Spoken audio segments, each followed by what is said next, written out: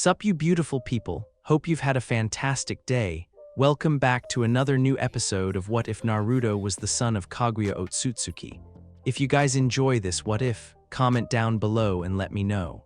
And go ahead and check out other What Ifs in the channel after watching this video. Don't forget to subscribe and leave a like, and also share this video with your friends. So now let's start this video. High within the mountain reaches of Kaminari no Kuni, land of lightning, there lays a monastery, ancient beyond words, yet holding as strong as the day the final piece of mortar was laid. Had it been accessible to the outside world, it would have stood as one of the oldest buildings in existence, but it wasn't. Seals, inscribed into the stone upon which it was made, protected the area from the eyes of those that aren't meant to see it. The mountain temple for over 3 millennia has had 3 occupants, with an occasional 4th that came in to visit from time to time. Through winters, summers, autumns, and springs, the 3 occupants stayed inside the temple, never venturing out for food or clothes.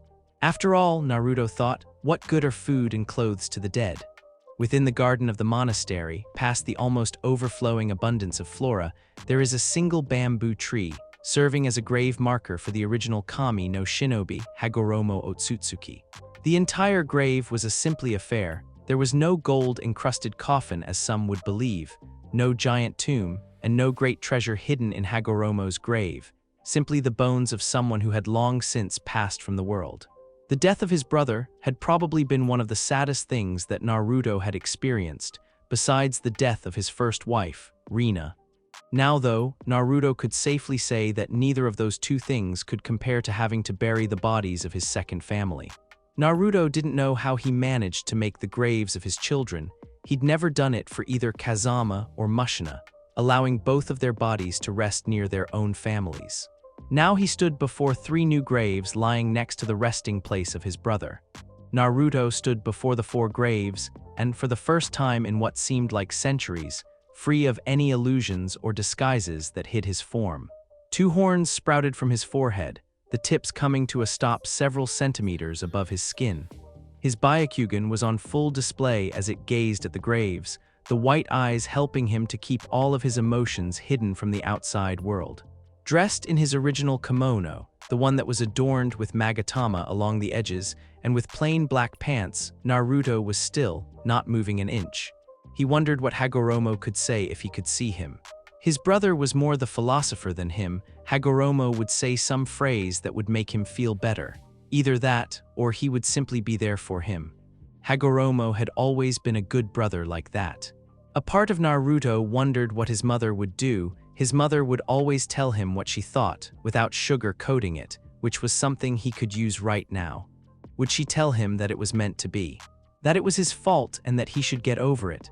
Thinking of his mother, Naruto's gaze traveled left, over to the grave marker of Kaguya Otsutsuki, the woman that had raised him since he was but a child, not the crazed shell of a person who had tried to take over the world.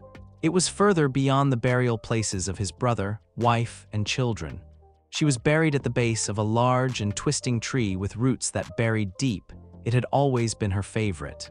There was no body in the grave, but that didn't matter. The grave was to help Naruto remember that while she hadn't been the best mother, she was human, and that's what mattered in the end. Naruto then looked over to the right of where he was standing, to a jasmine bush. It was nothing truly special, much like all of the graves in the garden, but it still signified something to him. It was the makeshift grave stone for Rina, for his first wife. His eyes lingered on her burial place longer than he had at his mother's. Much like his mother and brother, he wished he could hear her voice. Would she tell him that it was okay, that he did what he thought was right? Or would she tell him that he was an idiot keeping his abilities hidden in a world where walking on water was considered commonplace?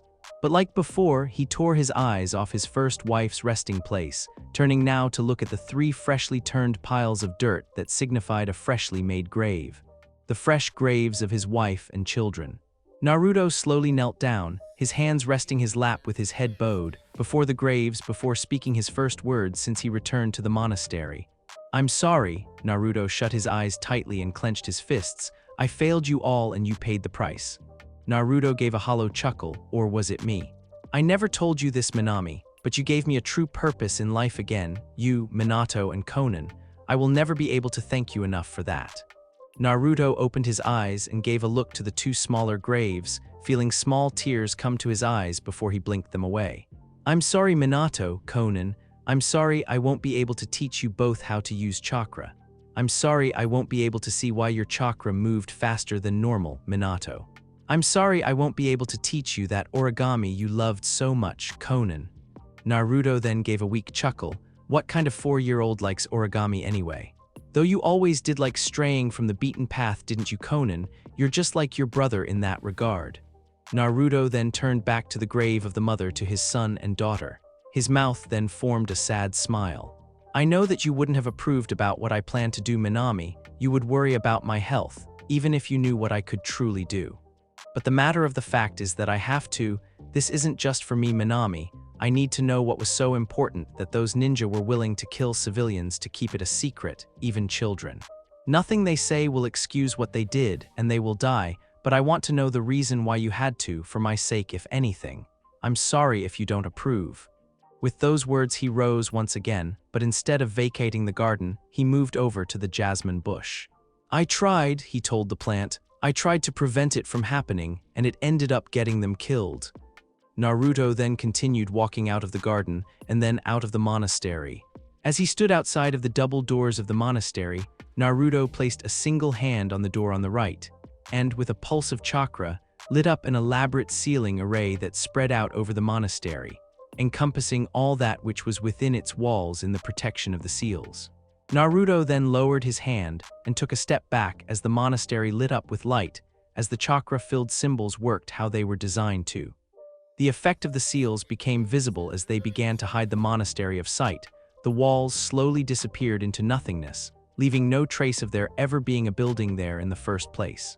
Once he was sure that the seals had fully taken effect, Naruto turned around, moved further away from where he knew his old home used to be.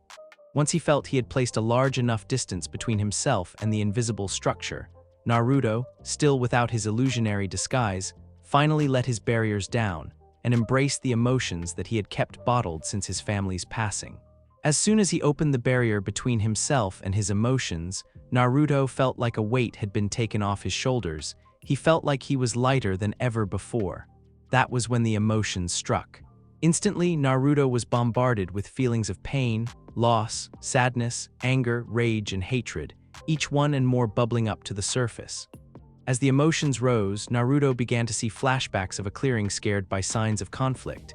He saw a burnt body that was almost unrecognizable, and he saw the smiling face of the leader of the 9 ninjas. Then his mind began to conjure up images. He saw Minami, running, calling his name for help as she held Konan in one arm while she dragged Minato along with her. He saw Minami, lying flat on her back with ripped clothes while bleeding from multiple places on her body, begging for him to come save her as a shadow figure stood above her, a kunai in one hand. He watched as the faceless figure raised the weapon-wielding arm before arching it down on a course with her stomach. But out of all the images he saw, it was the final one that caused him to break. Minato and Konan, his 2 children, huddled together with Minato trying to shield his sister, Minami dead in front of them and the same faceless figure walking towards them, a kunai glinting with blood in one hand. He could hear his daughter, little Konan, call out for her father, tears in her eyes. He saw Minato bravely trying to stand up to the advancing menace, but his shaking knees showed how scared he truly was. Naruto could do nothing as he watched the visions that his mind conjured up, frozen in place and helpless as he watched the shinobi make their way towards his children. He wanted to scream, to yell, to destroy that person with all his might, but he could do nothing. He could do nothing but watch as they stood in front of his children with maniacal grin on their face. He could do nothing but watch as they raised the kunai glistening with blood, and he could do nothing but watch as they swiftly brought it down, resulting in blood splattering on the ground. And Konan stopped calling out for her father. From the kneeling position that Naruto had been brought to by the visions, his pure white eyes snapped open and he screamed. For his wife, for his son, for his daughter, for his family, and for his vengeance. Naruto quickly rose from his knees to his feet, and with his eyes glowing slight green, Naruto launched himself into the air, using the air to allow him to fly. Fueled by anger and rage, Naruto flew faster than he had ever, when he would think back to this moment, he would vaguely remember hearing a boom behind him as he flew, unknowingly shattering the sound barrier in his haste to get to his destination. It took only a minute or two, but Naruto made it to his target, the floating island that made up the Land of Sky. A large island of rock and earth, held aloft from the ground using highly advanced technology. On top of the land was completely filled with white stone structures, several standing out as taller than the rest, signifying their importance, with a central tower that most likely housed whoever ruled the country. Swarming around the floating island were hundreds, possibly thousands of shinobi using the flying machines that Sky Country was so proud of, each of them flying around the fortress like bees around a queen. As soon as he was within range, Naruto attacked. But unlike when he was level-headed, there was no plan, there was nothing to what he was trying to achieve. He was simply a berserker who was letting loose on a rampage. Charging his body with lightning until his form was enveloped in a golden glow with sparks of electricity branching of it. With his shroud active, Naruto then charged the swarm of gliders. They stood no chance. Flying using metal contraptions meant that none of the shinobi could escape the violently sparking electricity. As soon as they were within range, they were struck, with their bodies blackened and burnt out, skin melting with the metal gliders on which they flew. The few that miraculously managed to survive the lightning surging through their forms quickly found themselves plummeting to the ground, their gliders destroyed beyond repair from the electricity that they conducted. Naruto cared for none of them. His face was blank, but his eyes spoke of a rage that would engulf the world in fire. The screams that were carried into his ears by the wind didn't garner any pity from him. He continued flying through their formations, zapping more and more out of the sky like bugs, his lightning shroud quickly reducing the horde of gliders that originally patrolled the sky to a few. As he continued to destroy the shinobi force of the Land of Sky, Naruto's senses went off, picking up the one signature that he was truly here for. With a thought, his shroud of lightning dispersed, and with another, he disappeared from his position, moving beyond the speed that the human eye could follow. He reappeared in the middle of a street just in time for someone to bump into him, with his hand flashing out to grab their throat and hoist them into the air, their feet dangling above the ground. Studying the person, the one who murdered his family before running off like a coward, Naruto found it to be a woman. But even with the surprise of the gender of his family's killer, Naruto let nothing show on his face as he looked at the woman with emotionless eyes. His berserker state being suppressed through raw will, he wouldn't let his emotions prevent him from getting the answers he desired. Wearing the same purple uniform that Naruto saw her wearing originally before she murdered his family, the woman struggled to get out of iron grip that Naruto employed around her throat. It was almost cute that she thought she could escape his grip. She was millennia too young to even try make a decent attempt. As focused as he was on the woman, Naruto was still very aware of his surroundings, so when a kunai came flying towards his face, he casually brought up a hand to catch it a millimeter from the surface of his skin before then turning to the soon-to-be-dead person. A male dressed in the exact same outfit as the female he was holding, with a strange machine in hand held up to the side of his chest, with an opening pointed at him. The man, from what Naruto could guess, seemed to be wielding some sort of machine that fired kunai at a target. Smart, yes, but useless when there were several people in the world who could throw a kunai faster than someone could press a trigger. "You will let go of Akio." The man tried to command Naruto but failed miserably when Naruto ignored him in order to look back at the woman in his grasp. "You killed my family, you know," Naruto told her as he began to slowly increase the pressure on her neck. "You caused me unimaginable pain and grief, but now I will be able to sleep slightly better knowing that their killer is dead." The woman choked, seeming to try and get some words out but was struggling with Naruto's grip on her throat, but eventually she managed. "Please," she managed, her words slightly garbled by Naruto's hand constricting her windpipe. I have family, children." Her words actually stopped Naruto for a second, causing his grip to loosen slightly, allowing the woman to breathe in some much-needed air. That lasted for about a second before he gripped tightened stronger than ever, causing tears to spring up in the corner of her eyes from the pain. "You think having family will get me to let you live?" he hissed with loathing as he brought Akio to eye level, her feet still dangling off the ground. His rage finally broke through the cold facade that he used to keep his face blank, causing his face to twist into a snarl. "I had a family too, did you spare them? I had a wife, do you remember her, the woman that you stabbed with a kunai? Do you remember my 2 children, the blonde-haired boy and the blue-haired girl?" His voice then rose as he shook the woman slightly. "Did you spare them?" he screamed into the woman's face as his anger finally reached its peak. Tears began to stream down the woman's cheeks as Naruto's tight grip persisted, the lack of air becoming painful. Naruto took a small breath to calm himself down slightly and put his emotion back under wraps. "No," he told the woman, "you didn't spare my family, so I'll give you the same treatment, but with an added benefit. Your family will be joining you shortly." Naruto told her with no emotion. He saw the woman's eyes widen, showing her understanding of what he was saying before he killed her. It wasn't some sort of elaborate death, it was actually rather simple. Still gripping the woman by the throat, Naruto held his arm all the way out before yanking it towards him as fast as he could. He then thrust his hand out again with the same speed. The vicious yank and push snapped the woman's neck, the sharp jerking motion killing the woman with a loud crack as her spine snapped at the neck, unable to take the sudden rapid change in direction. Holding the now dead woman for a second longer, Naruto then casually tossed her body to the side like one would a piece of rubbish. Naruto was then forced to dodge the wild punch thrown by the male who had discarded his weapon in apparent anger if his yelling was anything to go by. Coming to the conclusion that this was the woman's husband, Naruto felt a slight bit of sympathy go out to the man, knowing what he was going through, but it was quickly and ruthlessly crushed. Grabbing the man's arm as he dodged, Naruto thrust his palm into the elbow, shattering the joint. Naruto could see the male's eyes widen in pain, but he gave him no chance to express his pain to the world. A sweeping leg ripped the Sky Ninja's support out from under him, the speed of which momentarily suspended the man in the air. But his pseudo-flight was quickly brought to a halt as Naruto's fist came smashing down on the chest of the ninja, driving them down in the ground, cracking the white stone street. The man only had time to let out a small squeak as the force of Naruto's punch crushed his ribs and turned all of the internal organs in his upper body to mush. The heart, lungs, blood vessels, and bone, all of it was grounded together in a paste under the force of Naruto's strength. Within seconds, the man was dead, glassy eyes staring at the sky.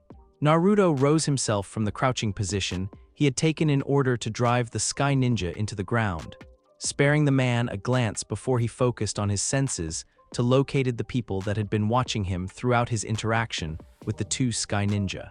"Come out," Naruto shouted to the seemingly empty street.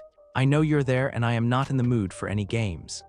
Immediately, his watchers began to reveal themselves, ninja sticking to the walls of the building on either side of the street. The few remaining gliders began circled overhead from wherever they hid before. More appeared on buildings, clinging to the surfaces. Some seemed to come out of seemingly nowhere, all of them wearing the purple uniform of the Land of Sky. He saw several of them carrying the same kind of weapon that the man he had just killed was carrying, some kind of projectile launcher. In the middle of all of that, Naruto's senses picked up on something unnatural, something not meant to be. The chakra signature was a fair bit stronger than any of the ones he could sense before him, yet also felt twisted, if that was possible. Like the chakra was bent out of shape. Looking in the direction of the approaching signature, Naruto saw to the source, a large man, muscles bulging from their places on his body, making him look incredibly grotesque, but also the image of great physical strength. Wearing nothing but maroon pants, the large figure looked quite out of place among the sea of purple-wearing Sky Ninja. Long brown hair went down his back, part of it tied up in a ponytail, was flapping around in the wind as Naruto observed the man hop from structure to structure, approaching where he stood, surrounded by Sky Ninja. As he got closer, Naruto began to sense the bent chakra coming out in stronger and stronger waves, seemingly growing stronger. Yet as Naruto began to search further into the man's chakra, searching for anything beneath the twisted energy, he found chakra, pure chakra. The man was borrowing the twisted energy from somewhere nearby if Naruto had to guess. Any more of Naruto's musings were cut off when the muscle-bound man finally landed on the street, a small way away from Naruto. Now up close, Naruto was able to see the muscle mass that the man carried in finer detail, allowing him to see all of the veins that were being pushed up against his white skin, and how the many of the muscles competed for which got to be pushed out the furthest. It truly was a hideous sight, yet Naruto noticed none of the ninja around him seemed to agree. Naruto managed to spot what appeared to be awe, jealousy, and worship in the eyes of some of the shinobi around him. Also a disturbing amount of lust in the eyes of some men and women, when they gazed at the hulking form of the man before Naruto. The man seemed momentarily startled by Naruto's appearance. The horns must have put him off for a second before the man regained his composure. A part of Naruto was actually slightly sad that he hadn't gotten a stronger reaction out of the man, though tiny as that part was. There used to be a time when people would take one look at his horns, scream about how he was some sort of demonic creature for a few minutes, or at least until Naruto put a stop to it, and then, most of the time, do whatever he wished in order to avoid a meeting with either Yami or the Shinigami. But now with summons and people with unique Kekkei Genkai that physically altered their bodies, people were usually calmer about seeing someone with visible deformities. "Tell me, stranger," the man began from his position opposite Naruto, seemingly relaxed. He spread his hands out when he spoke as some sort of grand gesture, either out of confidence or arrogance. Naruto was highly inclined to believe the latter. "Why have you come here to slaughter my shinobi and kunoichi?" he questioned, his voice quite deep and baritone, though whether it was his actual voice or some kind of side effect of whatever he was doing in order to get his muscles to expand to such a ridiculous capacity was still unknown. "One of you ninja killed my family," Naruto told him shortly. "Now I'll kill theirs." Naruto noticed the man raise an eyebrow. "You'd attack an entire county simply to kill a couple of people for revenge?" the male questioned. "Seems like your logic is flawed." Naruto had to give the man props for his guts. He just told someone who had massacred almost all of the forces that they had in the sky in several minutes that their logic was flawed. "Are you the leader of this country?" Naruto questioned the man, ignoring the jab that the man shot as his intelligence. The man gave Naruto a grin, something that was extremely disturbing on his face when there was such a body beneath it. "Why, yes I am. May I inquire who's asking?" the man asked. "Naruto." He told the man he wanted to get this over and done with, and this man's stupid games weren't helping. Naruto weighed up whether it would be better to simply kill the ninja around him, then forcefully interrogate the man as to if he was the leader or continue playing along with his games. He was currently leaning very heavily to the option that involved killing them all. "Well, Naruto-san," the man announced, his voice noticeably louder. If it was for some sort of signal or simply part of the game the man thought he was playing with him, Naruto didn't know. "Yes, I am the Kage of Sky Country. I am Sekuro." Sekuro gave Naruto an exaggerated bow. "Why were you and you ninja dressing up as those from the land of fire, Sekuro-san?" Naruto asked. If the man didn't answer his question straight away, he was going to do something drastic. "And why would you like to know?" Before Sekuro knew it, he was hoisted up by the neck by Naruto, who had been several meters away from him only seconds before. The hand around his throat began to slowly grip tighter. "Enough games," Naruto told the man, ignoring all of the ninja that were aiming weapons at him from around the area. "What were you and your ninja doing impersonating Konoha ninja?" Naruto asked again. "Oh, a bit touchy are you, Naruto-san?" the leader of the Sky Ninja questioned with a small smirk, seemingly unaffected by the hand around his windpipe, his large muscles acting as some sort of barrier. Undeterred, Naruto continued applying pressure around the man's neck until he let out a choking kind of cough, indicating that he was beginning to feel the hand around his neck. "Answer my question or I'll see how hard I can squeeze before your head pops." Naruto threatened. He was beginning to lose what was left of his patience. He loosened up slightly to allow the man to breathe so he could speak, and the faster he spoke meant the less time he would have to wait to hear his answer. But it appeared even when threatened the man either had extreme confidence or arrogance because he once again began to smirk. It was small, but it was still visible to Naruto. "Isn't it obvious?" he told Naruto with a scoff. "We wanted to frame Konoha for something." "For what?" Naruto pressed. Sekuro gave Naruto a nasty grin. "Why would anyone frame someone else for something?" the man asked rhetorically. "Because we wanted to get them accused of something." When Naruto narrowed his eyes, the leader of the Land of Sky continued. "Oh, do I really need to spell it out to you? We wanted the other villages to attack Konoha, to cripple her.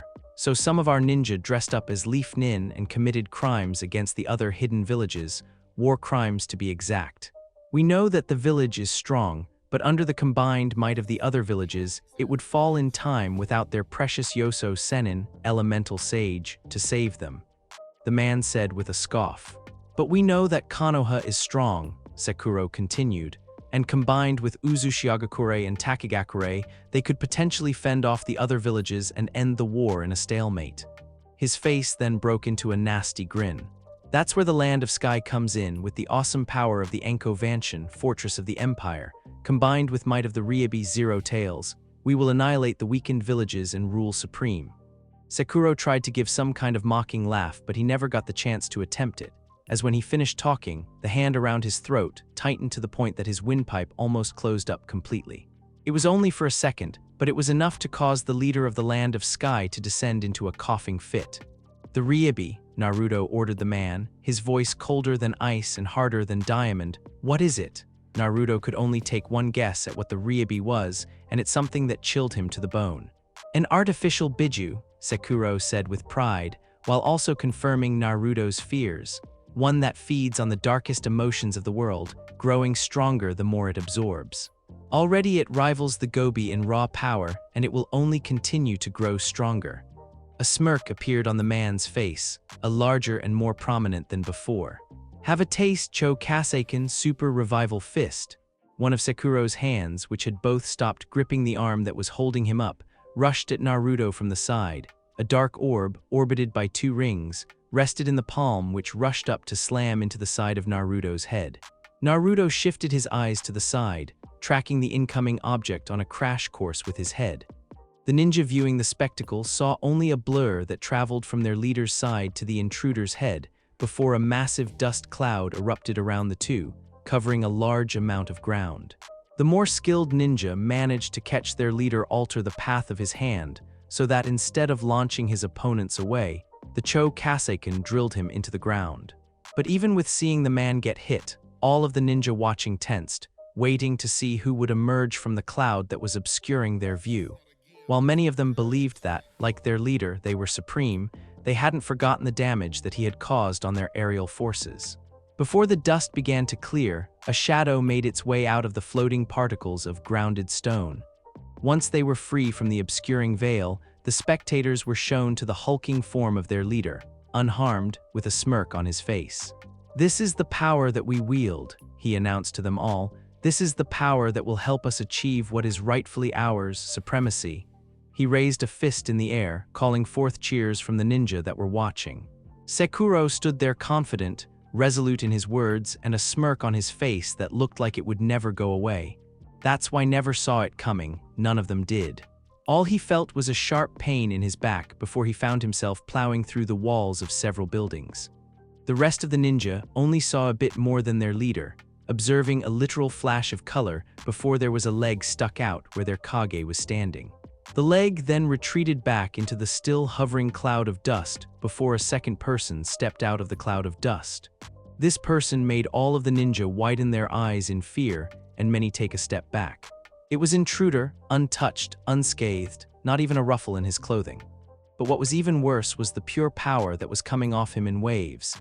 Each one creating a haze-like affect on the air around the intruder. Naruto was beyond angry, beyond enraged. These people had twisted and perverted chakra to a degree that was beyond anything he could have ever imagined. He could almost feel Hagoromo rolling around in his grave from what these people had done. Creating Jinchuriki, he could slightly understand, knowing that the Biju hadn't exactly presented the best image to mankind over the years, and so they mainly saw them as menaces, a way that many would see something stronger them. But this was something that he couldn't and wouldn't ever ignore. As Naruto looked around at the shinobi that had surrounded him, he said nothing, but his eyes conveyed more than words ever could. His eyes told them of his rage, of his fury. His eyes told them that he would stop at nothing to see them all dead. His eyes told them that they had made their last mistake, and with his actions, Naruto showed them the wrath of a god. His movements were quick and precise, not wasting a single motion. Both arms sprung up, hands open and expelling flames from the palms, giant plumes of flames that roared with the intensity of an inferno. Within seconds, Naruto's targets, the shinobi at either end of the street, were reduced to cinders, ash, and melting metal.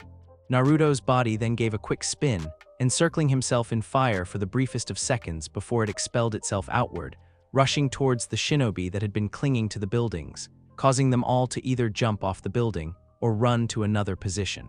Naruto didn't wait to see if any of them died, having already moved on to his next move. Releasing his control over the fire, Naruto's eyes began to glow a shade of green, and with a sudden twist of his body, arms straight out, he expelled a sharp wave wind that cut through the air. The wave continued through the air before it met with the stone of the buildings. The pressurized wind cut through the stone walls of the buildings like a hot knife through butter, continuing through as if the stone wasn't even there. Naruto brought his arms back into his chest, drawing in the air around him to form a kind of barrier between himself and the outside world.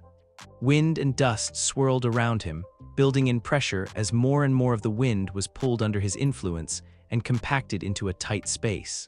The ninja from the land of sky found it hard to keep a grip on the floor as the force that was drawing the wind in grew in intensity, beginning to pull them in. What was left of the flying machines of the land of sky were forced to retreat and land under the extreme wind conditions, or risk being sucked into the vortex of air. The almost hurricane-like winds roared again, and a creaking groan resounded back. Several ninja dared to take their eyes off the major threat and try to pinpoint the source of the groaning, only to pale at what they discovered. The buildings were being drawn in without supports that anchored them to the ground. They essentially became heavy rocks. Rocks that were slowly bending over, affected by the vacuum that was being created by the sudden loss of so much air. The buildings creaked and groaned as the top bent over, followed soon after by the rest of the structure. With no anchoring to the ground, the buildings that bent over soon began to topple, the vacuum overwhelming the weight of the structures. With one last groan, one building began to fall, pulled towards the center of the vacuum, and so did 8 others. The white stone buildings blotted out the sun as they were pulled, casting a shadow over those beneath them. The ninja scrambled immediately, trying to run through the spaces in between the descending towers, leaving the intruder to die in his seemingly suicidal jutsu. But instead, as the first building descended on top of him, Naruto thrusted his hands out to the side, resulting in the wind that he had been collecting exploding outwards with an intensity that rivaled the worst of tornadoes. The buildings that had once been falling towards him were rapidly pushed back under the strength of the wind. Falling structures that were once a threat to him now became a threat to his enemies as several of buildings crumbled under the intensity, causing stone to break off and become airborne projectiles. The sphere of wind that Naruto expelled continued outward, picking up more and more objects that were dragged along. Buildings smashed into other buildings, only adding more ammunition to the growing sphere of destruction as stone crumbled. Flesh and bone became little more than wet paper under the strength of the white rock that it was inevitably crushed by. The sphere of wind grew and grew, unleashing more and more carnage as the ferocious winds collided stone into stone, collapsing more buildings as the radius increased. When the wind finally subsided, Naruto was standing in his own clearing, one that stretched for hundreds of meters in any direction, the wind moving anything not secured to the ground to the far reaches of the clearing. Naruto observed the devastation he caused with a blank face. He could still sense that some had survived his attack, and there were even more in other parts of the flying city that hadn't been affected up the violent winds that he caused. It would make sense that the city was well prepared against wind damage, being a flying city. It would appear that he would have to take to more drastic measures in order to destroy this city and their weapon. Neither could be allowed to see the light of tomorrow. Lightning would be ineffective against many of the metal coverings that this city had installed, so would fire unless it was hot enough. Water didn't have the truly destructive power that Naruto was looking for, and Earth simply didn't have the kind of flexibility that would be needed. It appeared he would have to go further, but before he did that, he would have to get some more answers out of a little pest. Naruto casually raised his hand to catch the fist that approached the side of his face, grabbing it around the wrist, his face only centimeters from the dark ball of chakra with orbiting rings. With incredibly swiftness, Naruto rose his foot and planted it in the stomach of his attacker, sending them tumbling to the ground some meters away.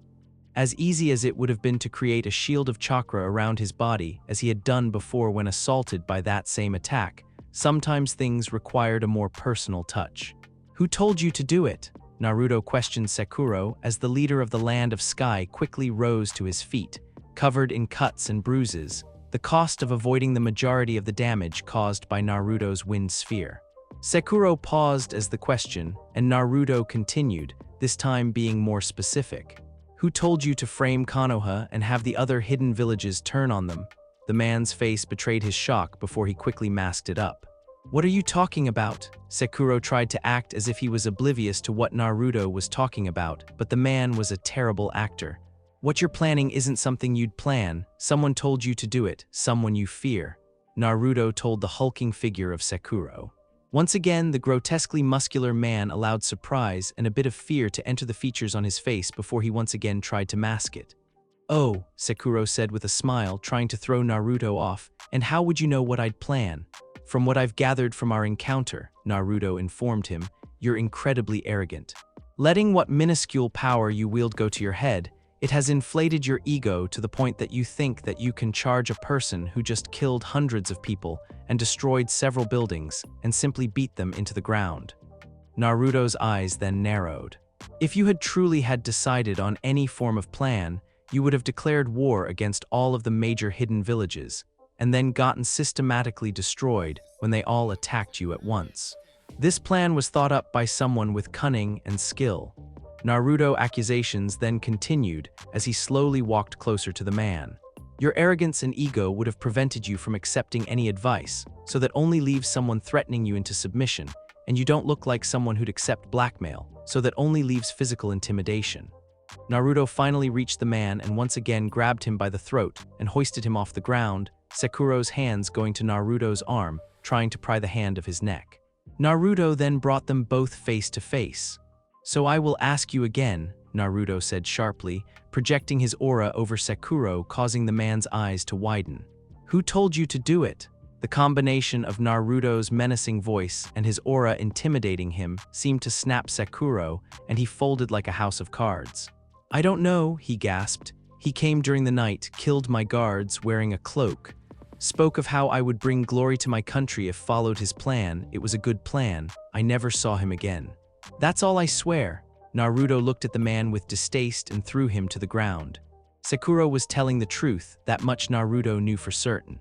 There was someone out there in the world trying to manipulate things into their favor, and whatever they wanted, it involved destroying Konoha. Unfortunately for them, their plan got Naruto's family killed, and so in return he would kill them. But unfortunately for Naruto, he had no idea where they were, no idea where they would be, or what they looked like other than they were male. Meaning that, for the moment, Naruto wasn't going to get any real revenge anytime soon. Though, Naruto thought as he looked at the now retreating leader of the Land of Sky, destroying the tool is almost as good as destroying the hand that wielded it. Naruto let himself relax and held his arms apart and began to mold his chakra, gathering, for the rest of the world, massive amounts of the flexible energy. Feeling the enormous quantities of chakra being gathered behind him, Sakura dared to look behind him, before his face turned an almost ashen white. The one that called himself Naruto, but Sakura was sure was some kind of demonic entity, was covered in a cloak of fire. A burning yellow fire that Sakura could see was scorching the ground around him for several meters, so great was its heat. Still running and looking over his shoulder, the leader of Sky felt himself pale even more as lightning began to cover the man, seemingly enhancing the effects of the yellow fire, spreading the circle of burning ground further. The retreating man could make out some of the ground beginning to bubble and pop, like lava from a volcano. This sight only served to make Sakura run faster, knowing that, most likely soon, the intense heat from whatever was happening would reach the metal casing of the lower levels of the Enko Mansion, including the main generators and where the Ryobi was housed. With that, Sakura turned back around and pushed his body to move faster, wanting to be clear of the inevitable blast radius. Had he turned back around or kept looking, Sakura would have witnessed the mixture of lightning and fire be joined by white snakes of light. All three then began to mix, spinning around Naruto's form, causing the heat to begin to increase rapidly, so much so that all around Naruto, the ground began to bubble and pop, the heat melting the floor beneath his feet. But Naruto felt none of this. The cloak of chakra around him prevented him from feeling almost anything from the outside world. It was then, in his relaxed state, that Naruto felt the anger, and the rage beginning to boil back to the surface. But instead of rejecting them or trying to submerge them, he embraced them, letting them fuel him. Had anyone been watching Naruto at that moment, they would have seen an immediate change. The cloak that had been just covering him began to expand outward, and the heat began to increase to the point that the very air began to catch fire, small pillars of flames extending for the briefest of moments before they extinguished themselves. As the cloak of flames began to expand outward, the ground began to burn and crumble to ash, becoming incinerated. The heat so great that nothing actually touched the cloak, it was instead being incinerated centimeters from the surface. Then suddenly, after expanding for a few meters, creating a hole in the surface of the flying city, the now spherical cloak stopped. Inside of the sphere of heat and flames, Naruto floated, suspended by his own power and breathed, the flames of the sphere flaring in time with his own breaths. Naruto breathed in, the flames outside shrunk slightly. Naruto breathed out, the flames grew slightly, returning to their normal size. Naruto breathed in and then exploded. In one pent-up explosion of rage, anger, sadness, pain, and sorrow, Naruto annihilated a country. The sphere of flames outside exploded outward with the subtlety of an enraged summon. Everything within its range was incinerated several times over in seconds, the entire population of the Land of Sky included. The sphere of yellow fire grew to a monumental size, so great that it swallowed the floating city of the Land of Sky whole. Death for all those residing on the floating island was instant. All those still alive felt no pain, only darkness. The story was different for those that had managed to get to a glider, or any other flying machine that the floating ninja village had in its possession.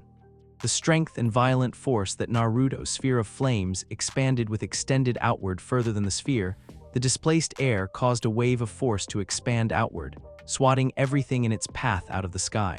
Those in the gliders quickly lost control as the force of the wave hit them, before both themselves and their gliders were quickly set alight under the heat the wave of force brought with it. The heat melted the metal of the gliders, burning the hands of those holding on, while the rest of the heat began to melt skin, boil blood, burn intestines, and clothes were set alight.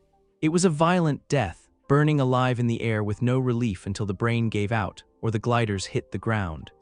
The sphere of flames stayed at its gigantic size for roughly 10 seconds before it dispelled itself, the flames shrinking as fast as they had expanded, until they disappeared altogether, along with Naruto.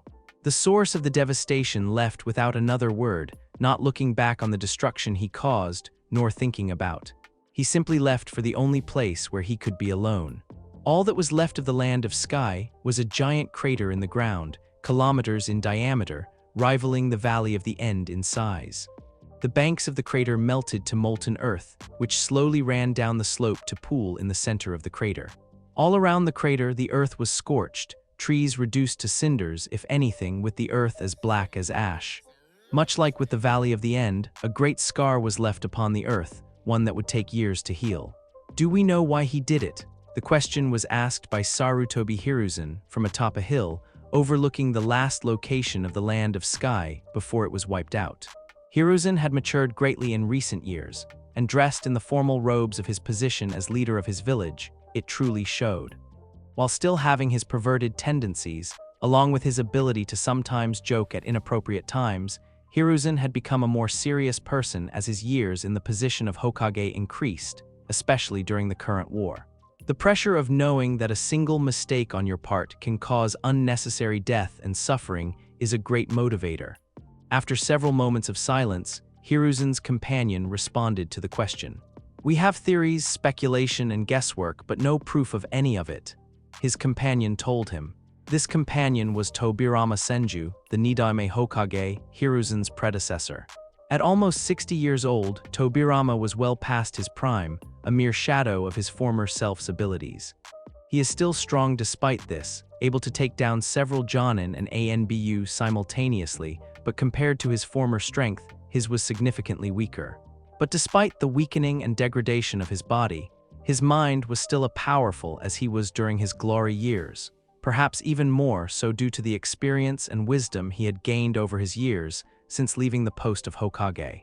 We have theorized several reasons as to why Naruto would go to such extremes to eliminate a country, but none as to why he would use such force unless they were planning the destruction of all life on Earth, or planning to rule it.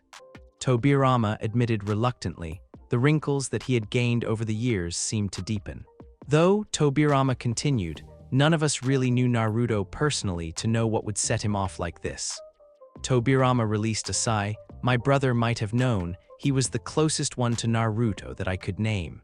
We may never know what it was that set Naruto off, but we do know that whatever the reason was, it was good enough to warrant the destruction of an entire country. And how do we know that? Hiruzen questioned the Nidaime, turning to look at him, the Sandaime's predecessor doing the same. While I might not know Naruto enough to be able to know why he would bring this much destruction upon any place, I do know him well enough to know that Naruto wouldn't act like this without reason. Something must have triggered this kind of reaction from him, something from the land of sky. Tobirama told Hiruzen. The Sarutobi gave a sigh before turning back to look at the great scar in the earth. Do we know how he did this? Hiruzen gestured to smoking surroundings. The once still bubbling lava had cooled and formed a skin, making the bottom of the crater look almost solid. But after one shinobi found out firsthand just how strong that skin was, they stayed away from the cooling lava. Isn't it obvious, Hiru-kun? Tobirama questioned with a raised eyebrow towards his once student. The molten earth and burnt trees are easy enough clues to help almost anyone piece together what happened here. I know that, the Hokage responded. I know he used fire, as you said, it was obvious, but what I want to know what kind of variation of fire. Normal fire, even that which it produced from strongest Katen users I know, is nowhere strong enough to be able to create the kind of heat needed to melt the very earth, and then there is still the air. Hiruzen then made a sweeping gesture to his surroundings. The very air is hot, sweltering almost, far warm than is natural.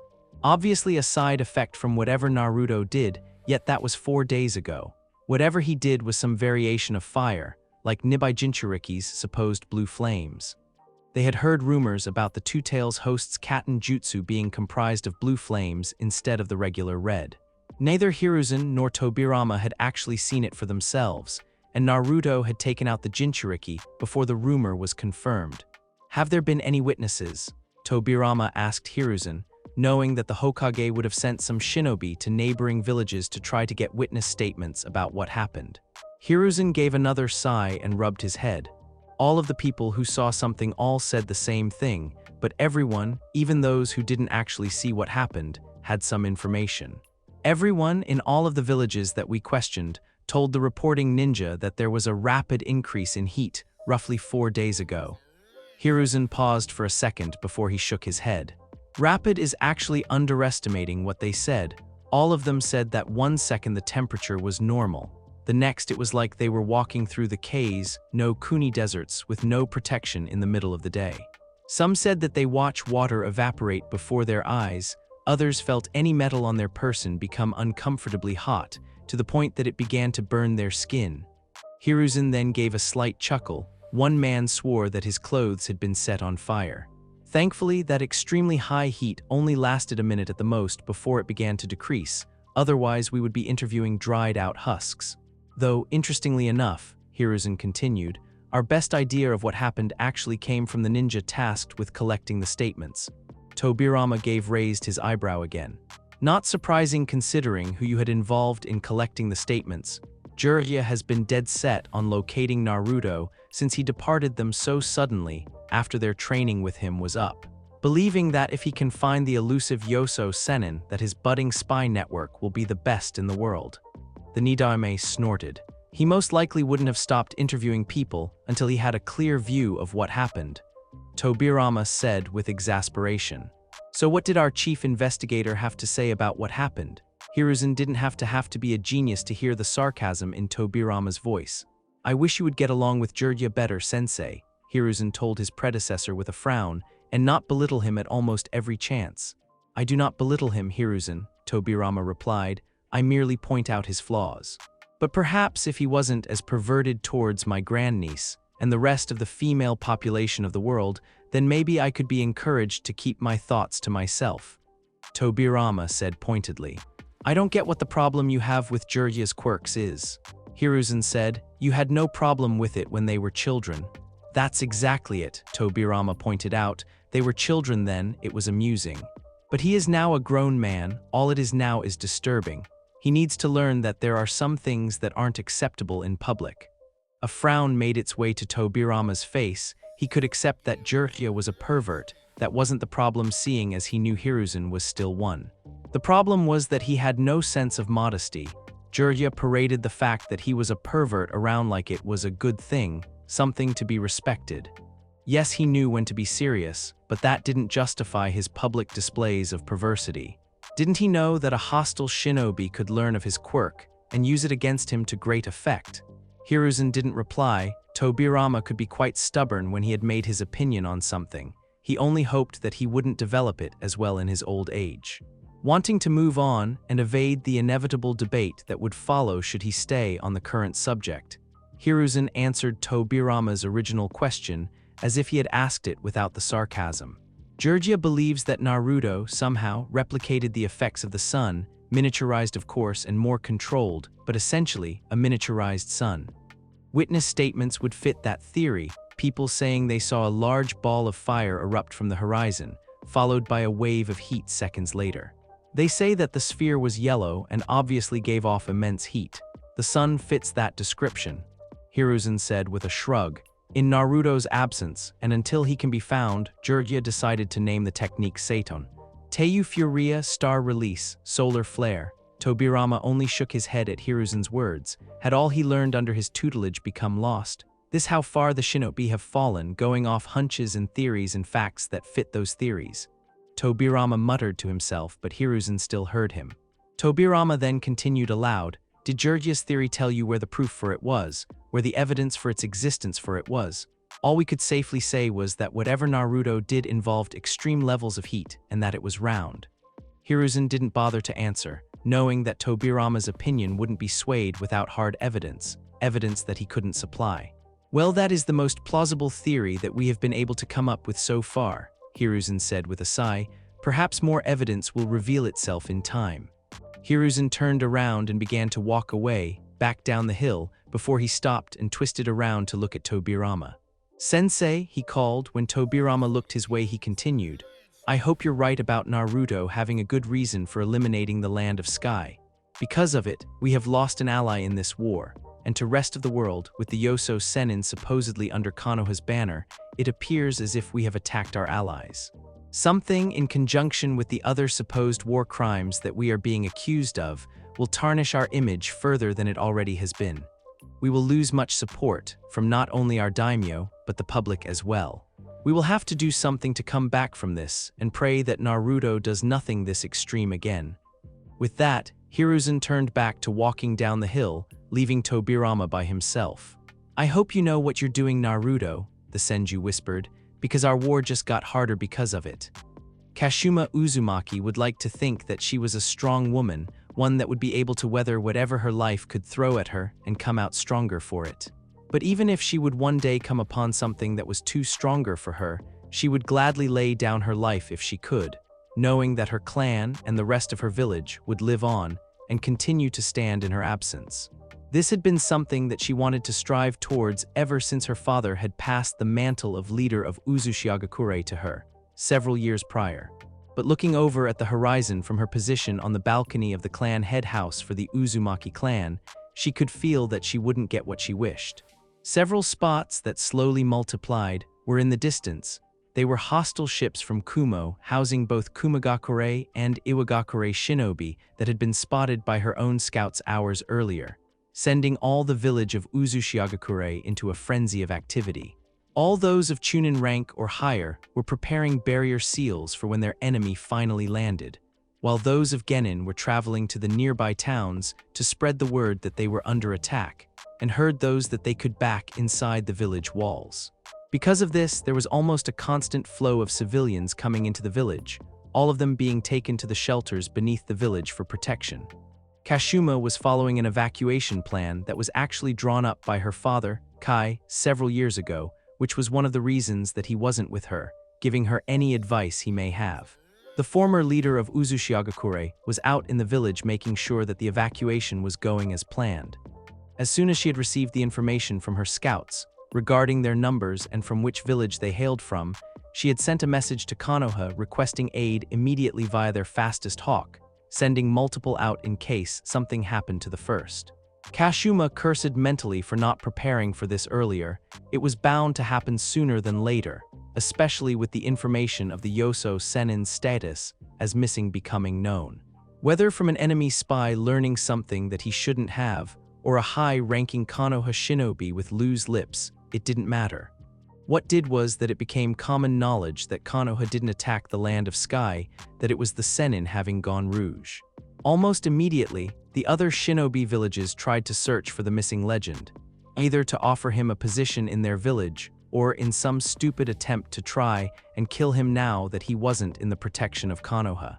The loss of their undoubtedly strongest shinobi seemed to have bolstered the strength of the enemies of Konoha, and with the belief of the war crimes that Konoha had supposedly committed against them fresh in their minds, Iwa, Kiri, Kumo and Suna once again formed up an alliance against Konoha and her allies. But unlike last time, Konoha was prepared for an alliance between villages and struck back with surprising strength, unleashing it in the form of the Sennin, the Shirei Kiba, White Fang, and Sarutobi Hiruzen, who proved his skill hadn't waned with his time as Hokage. Swift attacks to several key positions quickly shot down the theory that Konoha was weak without their most powerful asset. Intense skirmishes along the border of the Land of Fire proved that Konoha was stronger than they had originally anticipated, perhaps stronger than ever. It would make sense that, with their inability to strike a deep enough blow against Konoha directly, that they would turn to Konoha's allies and strike the biggest threat out first. Kashuma wasn't stupid. She knew that her village's defense against the onslaught of Kiri in the First War caught the eyes of many. Those years of a supposedly minor village holding out against major one would have made Uzushio a rather large target, especially when one considers that they hold over 90% of the world's seal masters. Now they were experiencing what a target on their back would bring them. Their enemies were breathing down their necks, and they were basically at their mercy. Sending any sizable fleet of ships out to meet their invaders would weaken Uzushio more than it would help it, opening up the village from an opposite side, which Kashuma was certain would happen. It was best to wait for their enemies to come to them, then to activate the barrier seals and try to wait for Konoha to send aid. Uzushio didn't have the numbers to win against the full strength of invasion forces from multiple hidden villages. Kashuma doubted any single village truly did. Hold out, yes. Defeat and push back, very unlikely without crippling losses.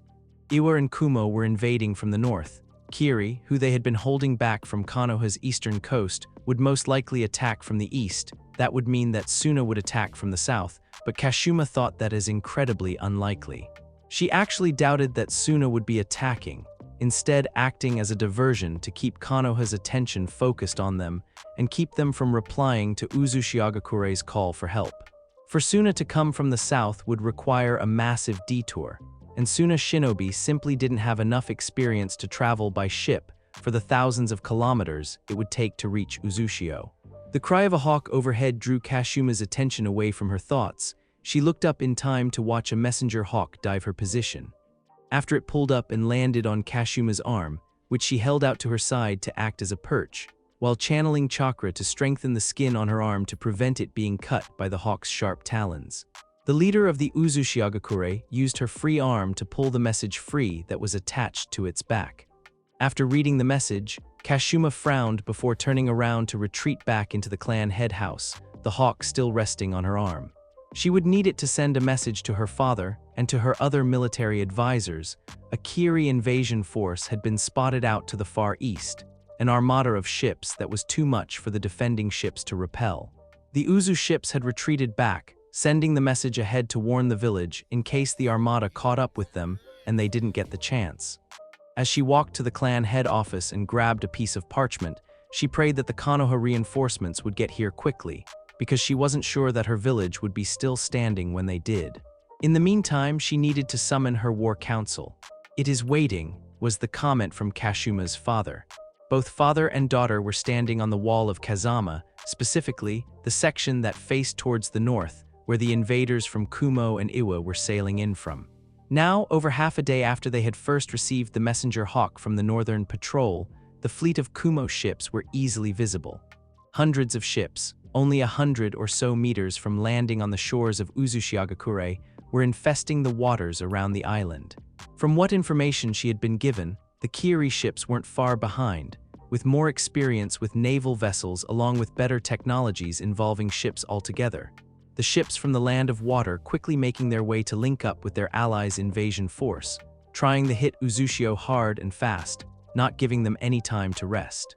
But they had obviously underestimated the power that the Uzumaki had in Fuinjutsu, or perhaps underestimated the power of the sealing arts altogether. Either way, they would pay for that mistake.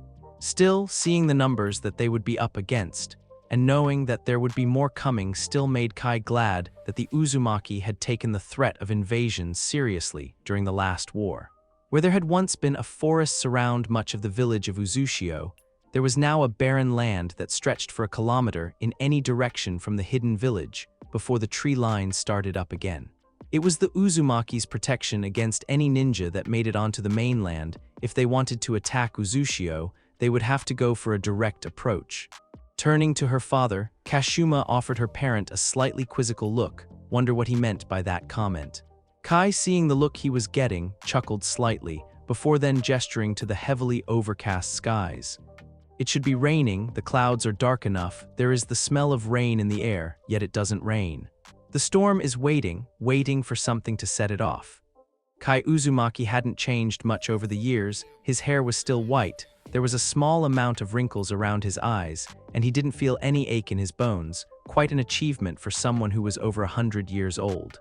Dressed in his traditional armor, consisting of metal plating that covered his front, with straps that went over his shoulders and around his waist, connecting to a plate of metal that covered his back, the former leader of the village hidden in the whirlpools looked like he had never stepped down from the position. He looked every bit of the leader that the entire village had come to respect. He had discarded the sheaths for his swords, choosing to hold the swords in his hands, while also making a personal promise to himself that the only time he would be putting them down would be at the end of this invasion when the enemy had been driven back, or when his cold body hit the floor. You speak as if the storm is alive. Kashuma stood in a more modern shinobi outfit, with a flak jacket, Uzushio headband, and loose black clothing. A single sword was strapped to her back, ready to be used when she chose, the hilt wrapped in a purple ribbon and the guard as the Uzumaki clan spiral. Though looking up, Kashuma gave herself a minute to actually consider her father's words. The sky was incredibly dark, far darker than she had seen it in her lifetime. One would be hard-pressed to know that it was mid-afternoon unless they knew beforehand, and this had begun to roll in several hours ago from nothing. Kai gave a chuckle to his daughter at her words. When you get to my age, you find that something doesn't have to breathe to be alive, Kashu-chan. An idea doesn't breath in and out, yet it is alive as long as there is someone to believe in it. Kai turned to look as the approaching ships, a small scowl made its way to his face. They will be landing soon. Those cowards don't deserve to step on the soil of our land, they're too afraid to take us on one at a time, so instead they resort to underhanded tactics. He spat while tightening his grip on his swords. This is war, Tucson, Kashuma told her father. There is no honor in war, and anyone who thinks that they can fight in any war and come out smelling like roses is a fool or a coward. She too had a frown on her face as she watched the hostile ships prepare to disembark. Now that they were closer, she could see that they're the shinobi and sailors running around on the deck of the ships, preparing for landing, though which was which, she wasn't entirely sure. Perhaps they aren't as stupid as we thought, she heard her father half mutter to himself. When she turned to ask what he was pointing at, he merely pointed towards the sky above enemy. She could see there 2 floating figures, which could only really be 2 people when one considers what was about to take place and who was involved. Miu and Unoki of the Jintown dust release, Kai said with narrowed eyes, the Tsuchikage and his successor. If they are here, then we can assume that the Raikage and Mizukage will also be coming, perhaps also brining their successors, and if the Kage are here, then there is a good chance of a Jinchuriki being here also. Turning to his daughter, Kai drew her attention away from the 2 floating figures. Kashuma, this fight has fallen even further out of our favor. With the inclusion of 6 possible Kage along with Jinchuriki, our chances of winning are all but gone. You must begin to evacuate who you can. I will hold them out for as long possible with the forces here. The Uzumaki clan cannot end here, and neither can Uzushiagakure. You must lead the survivors of this village to rebuild. No, Kashuma yelled to her father, I am the leader of this village and therefore I am the one that holds the line, you on the other hand are not. She wouldn't run when she could have stayed and fought, that wasn't how she was raised and it wasn't how she'd begin acting. As leader of this village, I order you, Kai Uzumaki, to begin evacuation of the village. Unsurprisingly, her father ignored her order and stepped closer to her, drawing eye level with his daughter. So you wish for me to go to your son and daughter, and tell them that the most important person in their lives isn't coming to get them. You wish for me look my granddaughter in the eye and tell her that her mother might not be coming back, even after they have lost their father. He asked her in a quiet voice. If you truly believe that I would do that, then you truly don't know me at all, daughter of mine. They'll need their Safu, grandfather, Kashuma said, though it sounded like she was trying to convince herself of that fact. But they'll need their mother more, Kai shot back. Don't play this game with me, Kashuma, you have no ground to stand on in this. I am the leader of Uzushio, she told him. And I am your Tucson, he retorted, along with your clan head, and as your clan head I order you to go begin the evacuation. Lead the civilians and Genin out through the tunnels that travel to the south of the island, then take what ships that are there and flee to Konoha, you will find refuge there. That is not how I want to be known, Tucson, Kashuma told him stubbornly. I will not be known as the cowardly leader of Uzushio who ran while others fought. And you won't be. You will be known as the leader of Uzushio who left to fight another day. You will be the one who brings our family back from the ashes. Kai then placed his hands on her shoulders. Please, as a favor for an old man who doesn't want to see his daughter's corpse, begin the evacuation. The elderly Uzumaki looked into the eyes of his daughter, pleading, trying to get through to some part of her that could see what he could. That could see that she would be needed to rebuild their family and village after this was over. For what seemed like years, he stared at her with her staring back, before finally she sighed and nodded before turning her head away. Kai didn't let out the breath he was holding, for he saw the glint in her eyes before she turned her head. Acting as though he didn't see, while praying that it was a trick of the light, Kai continued. Remember, take the southern evacuation tunnels with the civilians and Genin first and do so quickly. Once the barrier is raised, no one will be able to pass through. I'll send several Jonin and Chunin to accompany. Kai's instructions were cut off by a loud clap of thunder, followed by another. Several loud shouts and shrieks also reached his ears, no doubt from several civilians that were frightened by the thunderous beginning of the storm. However, just as he was about to tell his daughter to begin the evacuation of Uzushio, the voices of several others assaulted his ears. Turning to look for the source of the yells and shouts, Kai found himself looking out to the invasion force from Kumo and Iwa, where he could see several boats on the western side of the invasion fleet moving rapidly eastwards, cutting in front of several other ships as they did so. Looking to the source of the commotion from the enemy vessels, the former leader of Uzushio saw a rapidly expanding maelstrom, a swirling vortex of water that was also incredibly unnatural. Maelstroms didn't simply appear out of nowhere, and they definitely weren't large enough to swallow a small town whole. The largest that Kai had seen were ones that had been wide enough to fit a house inside, and that was one of the largest ones recorded by the Uzumaki. The storm seemed to get more violent as the maelstrom grew, thunder seemed to get louder, and the cracks of lightning got more frequent. A loud, unhuman-like shriek pierced the air, and the water around the maelstrom began to bubble rapidly, and then the water erupted like a volcano. The explosion rocked the earth, as water began to rain down those bellow and shockwave from the explosion rocked the Kumo ships. And as the water that had been lifted into the sky began to fall, and the liquid veil fell, Kai felt his blood run cold as what he saw. It was almost as bad as an invasion by itself, but combined with the current invasion that they were experiencing, it was like Kami was conspiring against them. Its skin was white with a bluish tint, and slime covered its entire body, giving it a sleek appearance. Two stubby legs were just visible out of the water, its eyes were on top of twin antennae on the top of its head, and several hole-like openings acting as a mouth. Its stubby arms matched its lower appendages, and 6 long tails sprouted out of its rear. The Rokubi gave another shriek as it hoisted itself out of the ocean and stood upon the land of whirlpools. As Kai watched the Rokubi walk along the shoreline, he idly noted that it still wasn't raining, despite the thunder that had been echoing across the atmosphere. Looking at the Rokubi, He wondered what the storm was still waiting for. Kami must hate us, Kai heard his daughter remark. Both a Biju and an invasion force. The only way that we could win would be to attack the invasion force and hope that the Rokubi either leaves or attacks Iwa, Kuma, or Kiri, but even then there is a chance Rokubi will still attack us. This still changes nothing, Kai said, turning to face his daughter, only that the evacuation plan must be accelerated. You must hurry, Kashuma, time is of the essence. For several moments, Kashuma simply stood there. You know that I'll come back, right? You know that I will never leave my country in this kind of state, even when that state seems impossible to change. The leader of Uzushio questioned. I'll be getting my family out of here, but then I'm coming straight back. You'll need me to have even the slimmest chances of surviving, let alone winning. Kai gave a sigh and bowed his head with his eyes closed. I know, he muttered softly, you're an Uzumaki and my daughter to boot. I know that you wouldn't sit out if you felt you could do something, though I wish you would this one time. He gave another sigh before looking up again, his eyes filled with sadness and pride. Go, you will need all the time you can to evacuate the civilians. They've probably gone into a panic, and you'll need to calm them before going anywhere.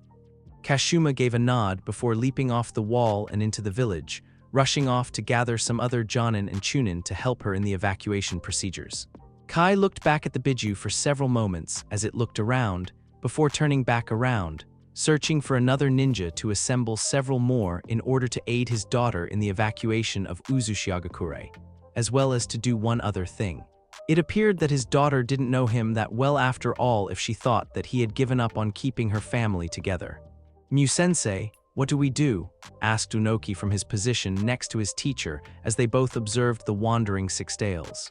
Floating several meters above sea level, and therefore, unaffected by the rocking of the boats in the sea, both me were able to track the Biju with ease as it simply walked slowly along the shore of Uzu no Kuni. Should we try and get it to attack Uzushio, leave it alone, or try to create another Jinchuriki? We do have our seal specialists to counter the Uzumaki's own Fuinjutsu. No, Mu said after several seconds of deliberation, even if we did have someone to act as a vessel for the Rokubi, the sealing would not only take too long, but also weaken us.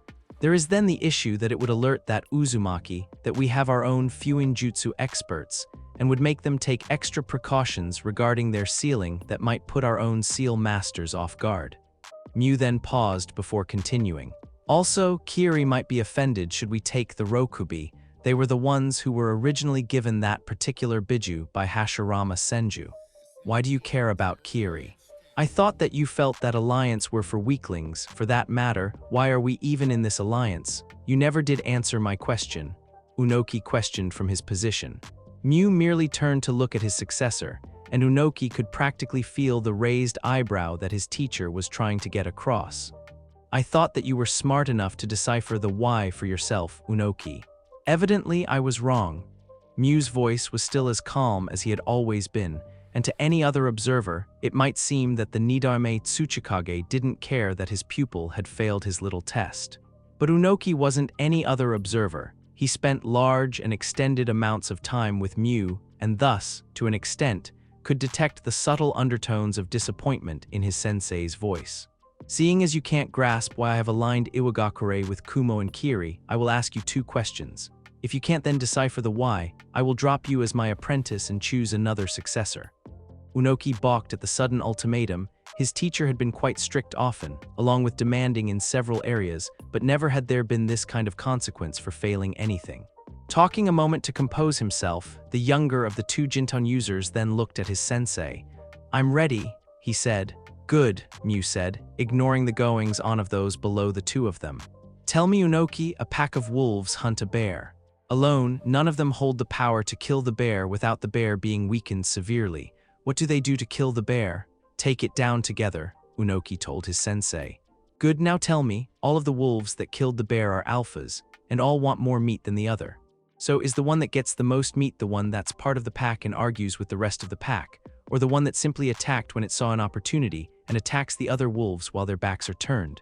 Realization dawned in Unoki's eyes, and Mu evidently saw this as he nodded at his apprentice. Now you see why we are here. It's not an alliance if we are not truly allies, is it? Mu questioned before turning to look at the still wandering Biju. We will have to keep it occupied, the chances of it attacking us simply because we are here is too great. But if we keep it distracted and away from the battle, we should encounter no problems. And how do we do that? Unoki asked, using a similar question to the one that he asked earlier. The only way for us to properly distract the Rokubi is to use a being of similar strength against it. But considering that we will need our strength to bring down Uzushio, the only option that is truly left is the Jinchuriki. They will be vulnerable against the Uzumaki Seal Masters in such close range, and as such would be vulnerable. They are the best task to distract the Rokubi. Why would we bring them then? It seems ridiculous to bring them so close to the Uzumaki, Unoki questioned. Why do you think that I deliberately left our Jinchuriki in Iwa? The Jinchuriki were only truly meant to incite panic and fear, not to actually do any damage. Fear is a powerful thing, Unoki, remember this. It was one of the reasons that Madara Uchiha was so powerful. If you begin to doubt yourself in the face of a foe, then you have already lost. Mew told his student, who listened intently, wanting to soak in any kind of wisdom that his teacher might give out. But didn't only Kiri bring their Jinchuriki? We lost the Four Tails in the first Shinobi War and didn't bring the Gobi's host, while Kumo lost the Two Tails and didn't bring the Hachibi's Jinchuriki. Yes, that is true. But apparently, several years ago, Kumo recovered the Nibai. It was traveling down from the north of Kaminari no Kuni when it was spotted, most likely seeking the warmer climates of High no Kuni that it is suited to. They were intending to use it as a surprise weapon, the Tsuchikage explained. I haven't seen the Jinchuriki personally, but the Raikage tells of how he supposedly subdued the Biju single-handedly, allowing Kumo's Fuinjutsu experts to seal it inside of something for transport back to Kumo. Mew paused for a moment as he remembered the meeting between the Kage when the leader of Kumo had spoken of his triumph over the Nibai. As soon as he began speaking of how they took the Two Tails, the Raikage began to change the subject, quite subtly now that I think about it. Unusual for someone like Latambai, who is usually mostly muscle with little brains and a large ego. Mew then focused on the Rokubi, which was still wandering around, shaking its head every few minutes. It was disoriented from whatever had caused it burst from the ocean. It would be easy for Mew to attack it with Unoki, but it would require more power than they could spare. They would have to wait for Kiri to arrive, and before they could do anything, it would mean that the Uzumaki would have more time to evacuate and prepare defenses, but it was worth it in case Sixtails becomes startled and attacks them. It would be almost 2 hours after the Iwa and Kuma forces landed that the first attacks would be launched. Half an hour before the attack, Kiri ships would make contact with the eastern shore of the Land of Whirlpools. At the same time as the Kiri ships landed, civilians and genin would begin fleeing the island through underground tunnels in droves, where they would emerge near the south of the island before begin to take ships of the eastern shore of High no Kuni. There was no loud announcement by whoever was leading the invading forces. There was only the numerous shouts of people calling out techniques, each one of them aimed at the great wall that separated them from the shinobi of Uzushio on the other side. The amount of techniques taking up the view of all those who looked upon it, a giant wall of pain and death descending on the inhabitants of Uzushio, sent by thousands. "Raise the barrier," cried Kai as the attack began, feeling pain, sadness, and guilt. Because of the nature of the barrier, which needed a constant source of chakra in order to be active and therefore would constantly require over 100 people simultaneously supplying it with chakra, nothing could go past through the barrier either way. And when you added the fact that the barrier also worked underground, it meant that with the barrier up, no more civilians could escape through the tunnels. That meant that everyone still on the island was most likely doomed. Kai could only hope that enough people had gotten out safely before he had given the order to raise the barrier. A light blue shroud of chakra emanated from the wall of Kazama as millions of seals became visible, all of them lining the oldest surviving structure from the Uzumaki clan's history, before a wall of chakra rose from the outermost side of the wall. Curving inward as it rose, the barrier of chakra caught the thousands of attacks that had been launched, including twin beams of energy from the two most powerful shinobi from Iwa, all of them harmless, impacting against the great barrier that the Uzumaki had spent countless years perfecting, enhancing, and strengthening. Outside the barrier, the combined forces of Kiri, Iwa, and Kumo simply stood and watched in shock and awe as the shield was raised. The Great Blue Barrier had taken all their attacks without wavering. Not even a shudder of strain was seen as their jutsus had impacted against the barrier as it had been raised. The army of thousands could do nothing at the Shield of Seals finally came to a point, creating a dome over the village of Uzushio. Even Mew had been taken aback by the shield that had arisen. He'd suspected that the Uzumaki had some sort of secret weapon. Almost every village did. He'd even thought about some sort of barrier, but had cast that off. Any barriers involving Fuinjutsu that he knew about on this magnitude needed at least 4 people with chakra reserves that rivaled some of the Biju, along with needing to be on the outside of the barrier. Apparently, there were obviously some that he hadn't heard about. The major villages had the Jinchuriki, while each of the smaller villages usually specialized in one of the ninja arts or had some sort of special source of power. Mew knew for a fact that Takagakure had something called spirit water. He could now see that Fuinjutsu was the Uzumaki's spirit water. Observing the invasion force be grounded to a halt at the site of the Great Barrier of the Uzumaki, a name that had actually been given by the civilians and shinobi alike in order to acknowledge the effort, time, and skill that the Uzumaki had given into creating the barrier. Kai stood just inside the light blue wall of chakra on the wall of Kazama. He knew that this barrier wouldn't hold the key to the salvation of Uzushio. They would be able to hold out for a few days, but with the batteries for the barrier needing to be changed every hour or two, they would quickly find themselves running low on shinobi. A large amount when one remembered that over 100 people were needed to power the barrier for just an hour. This meant that they would either need to wait for Konoha reinforcements, which would take some days, or launch a desperate attack to try and weaken the invaders. Trying to defeat the enemy with the current numbers of shinobi was useless. Uzushio was outnumbered 3-1, but they could weaken them for when Konoha eventually arrived. It was one of the unspoken rules about being a shinobi, something no one talked about, yet everyone knew about and agreed upon. If you realize that victory is out of reach, as is a retreat, take out as many of the bastards as you can before you go down. That was what Kai was ready to do if it came down to it, and Konoha didn't arrive in time. "Tucson," a voice from behind him called out. Turning around, he saw his daughter, Kashuma, with tears brimming in her eyes, making her way towards him from the other end of the segment of wall he was on. Several shinobi that he had sent to accompany her were trailing behind her, one of them holding the form of a sleeping red-headed boy in their arms. Kushina, barrier. That was all Kashuma managed to get out before the tears began to streak down her cheeks and she began to sob. Kai immediately did his job as a father and comforted his daughter in her moment of need, his arms wrapping around her and holding her to him. Her arms came around him as well, encircling his body as she clung to him like a lifeline. Her shoulders shook violently. Kai looked at the ninja behind his daughter, trying to see if her could discern what was wrong. It only took a second before he noticed what was wrong, causing his eyes to widen, before he shut them tightly to push back the tears that threatened to surface. Turning back to Kashuma, Kai gently removed the arms around his body. His daughter let him, still sobbing, now only slightly, before Kai lowered them to her sides. He then reached up to cup his daughter's face before bringing it up to look at him. Tear tracks marred her cheeks while her eyes were beginning to turn slightly red from her crying. "Kashuma, what happened?" Kai asked softly, though he already knew. He waited patiently for his daughter to pull herself together so that she could answer. "Kushina," she said, after having mostly regained her composure. Kushina was on the other side of the barrier when it went up. "I was about to send Kazuo after her, but the barrier went up before I could." A few more sobs escaped Kashuma's lips before Kai began to give his daughter some more comfort. "It will be all right, Kashuma. Kushina should be on her way to Konoha now. She will be safe there, no matter what happens here," Kai told his daughter, before he then turned to the shinobi carrying a 10-year-old Kazuo, his grandson. "What happened? I specifically asked for Kashuma and her children to be the first ones out."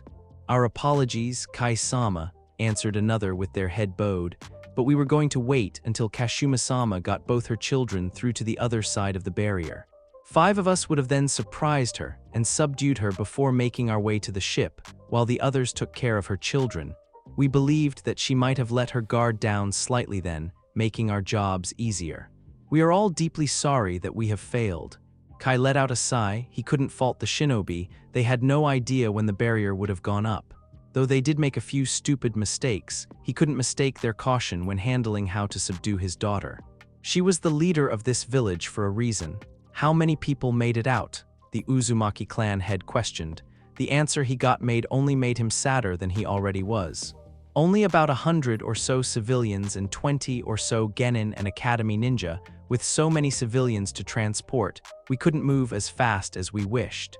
Another ninja responded. Kai could only sigh while his daughter finally managed to stop her crying completely and was wiping her eyes. She then moved and took her sleeping son in her arms, holding him in her arms, with his head resting on her shoulder. Kai could easily see that she was trying to prevent herself from gripping the body of her son too tightly. Having been ripped from her daughter, it was too obvious that Kashuma was in no hurry to relinquish her hold on her son. It was unbelievable that she would have let anyone carry her son here, though it might have been because of the shock she was going through. Dismissed, Kai said with a wave of his hand. The shinobi then disappeared in a puff of smoke, knowing that their leader was most likely in a poor state. Before Kai could turn to his daughter in order to offer more comfort, a loud shriek was heard from beyond the barrier, a shriek that was definitely not human. Looking to the source, Kai could see that there were two Jinchuriki attacking the Rokubi, which had obviously not been ready for the attack. Twin beings covered in a shroud of red chakra, one with twin tails, the other with a trio, rammed themselves into the side of the six tails, causing it to fall over and hit the ground. However, both Jinchuriki seemed to have greatly underestimated the sixth Biju, and both paid for it in the form of getting smacked with one of the giant slug's 6 tails. Due to the Rokubi dwarfing its opponents in size, both were launched a fair length away, giving it plenty of time to get back to its feet. Turning to his daughter, who had also had her attention drawn to the fighting Biju, he put a hand on the shoulder not occupied by his grandson's head. "Go, you must rest. Today would have been hard on you." Kashuma merely nodded before walking off, not wanting to run in case she woke her sleeping son, Kai following her with his eyes. The Uzumaki clan head turned to look at the sky after his daughter had walked out of his sight. It was still dark and waiting. The lightning had appeared when the Rokubi had eventually faded away, leaving the darkened sky that didn't move. It was like the Rokubi might have been some sort of spark, but it didn't catch, like it could have been what was coming, but higher beings decided that it wasn't. "What are you waiting for?" he asked to the heavens. He had no idea that his question would be answered. It was a crack of thunder that told him something was coming, but it was when the rain began to fall that he realized that his question had been answered. Thanks to the great barrier of the Uzumaki, none of the rain reached those inside of Uzushio, but that didn't mean that they couldn't hear it as it pelted the barrier. Kai knew that he could move, yet he didn't want to. Instead, he continued to watch as the storm began to grow, releasing the energy that it had built up. Thunder split the sky with echoing cries at an almost constant pace, bolts of electricity that made the hairs rise on the back of the necks. The Biju and Jinchuriki, which had been ready to re-engage each other, stopped short, their attention turning to the storm around them. That was until both hosts dropped to the ground, their cloaks fluctuating wildly, yet their yells were drowned out by the sound of thunder. With unexpected suddenness that could only come in battle, there was a great sudden boom before the center of the invasion force of Kiri, Iwa, and Kumo exploded. Dust, earth, and bodies were expelled from the center as a shockwave expanded outward. Kai didn't move as the expanding dome of dust reached the walls of the village, having faith in the shield, which wasn't misplaced as the barrier took it without complaint, but the dust that was kicked up by the shockwave blocked Kai's view of the battlefield and of the source of the explosion. Yet it didn't extend to the skies, allowing a small beam of light to hit the clan head's head before it vanished, causing him to look up in time to watch as the piece of open sky was enveloped by the sky. Turning back to where he last saw the invasion force, Kai watched with a frown. Whatever caused this explosion could either fly or had the ability to travel instantaneously, the only two ways that they would have been able to approach without getting noticed by either side. As the dust finally began to settle, Kai was able to make out a blue glow that emerged through the cloud of crushed dirt. They came in flashes, appearing in one place for a flurry of movement before vanishing and appearing in another. As his vision cleared, Kai could finally begin to see what was happening, and it made his eyes widen in shock and amazement. It was Otsutsuki Naruto. There was no mistaking that unique long, white hair, nor that kimono that he had only seen once in his life. Though he had his suspicion that the ageless figure was really the Yoso Sennin, the man had no proof, not truly knowing any of the abilities that Otsutsuki Naruto wielded. Yet Kai kept these suspicions to himself, knowing that the consequences for not doing so could be severe. He was also afraid of the ramifications of telling the world that the most powerful figures of the age was really a man who had lived for over a millennia. The Otsutsuki was a blur of movement, whipping around some kind of glowing instrument that seamlessly destroyed his enemies, all the while moving with such precision and grace that it looked more like he was dancing than fighting.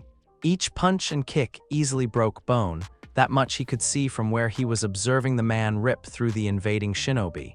But even if it didn't, it usually set up a move that would. A punch to the side of the head snapped the neck. A kick to the chest sent a shinobi tumbling with broken ribs. A sweeping leg knocked a shinobi off his feet, and giving Naruto an opening to drive the blue weapon into the stomach, sending them crashing into the ground.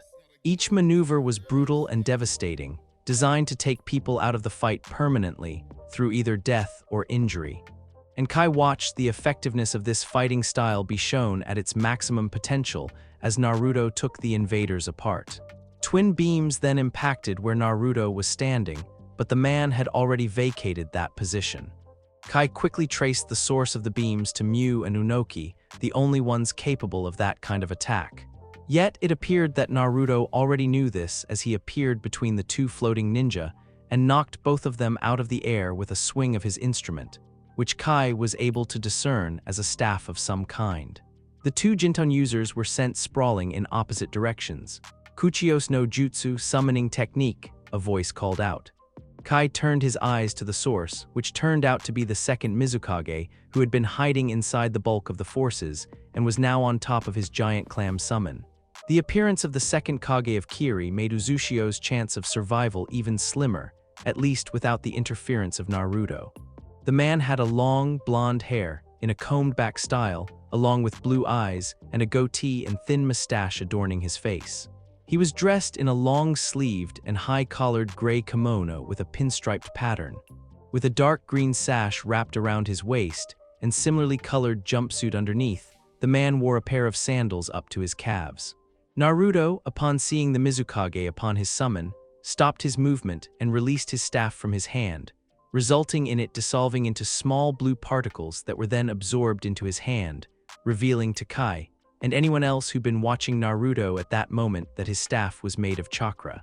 The Mizukage opened his mouth to speak, but Naruto gave him no chance to speak his words, leaping straight into the air.